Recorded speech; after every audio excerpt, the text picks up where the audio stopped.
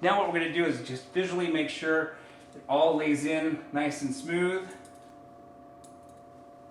So as you can see, the texture right here, this is where he has a cowlick. So I'm just going to break in, use just the very tip of my scissors to kind of blend that cowlick in.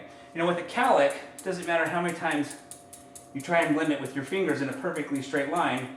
The hair's moving in so many different directions, it doesn't always look like it's a perfectly straight line. So you have to adapt at that particular point and basically chip into the cowlick so that it does blend into the shape.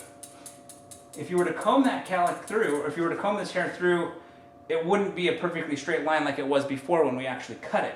But perfectly straight lines in cowlicks translate to unperfectly straight lines just because of the cowlick. So now at that particular point, you have to just chip into the hair to create that shape, kind of finish eyeballing it. And so he's got a couple cowlicks back here. And so I'm just freehanding, basically freehanding meaning I'm not using a hand to hold the hair, just going in and chipping, creating a shape, kind of sculpting the hair through.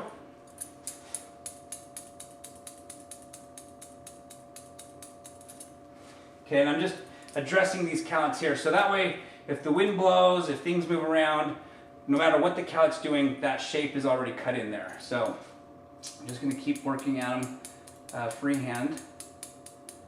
And I'm just kind of sculpting the shape using the very tips of my scissors so that no matter what the cowlick does, it actually lays visually perfect, even though it might not lay technically perfect, technically meaning if I were to use my fingers and comb it straight out, it wouldn't be a perfectly straight line. But you know, the technique again is just one thing. It's one thing to have your haircut technically perfect. It's another thing to have it visually look good. You know, it doesn't matter if your hair is technically perfect but it doesn't look good. You want the haircut to visually look good. So you got to use a combination of both the technique and be visual with the cut and kind of address. In this case, we're addressing cowlicks so that as they stick out in the directions they stick out, they won't stick out past the shape of the hair because I'm basically chipping into them to make sure they don't grow out that way, or they don't stick out that way.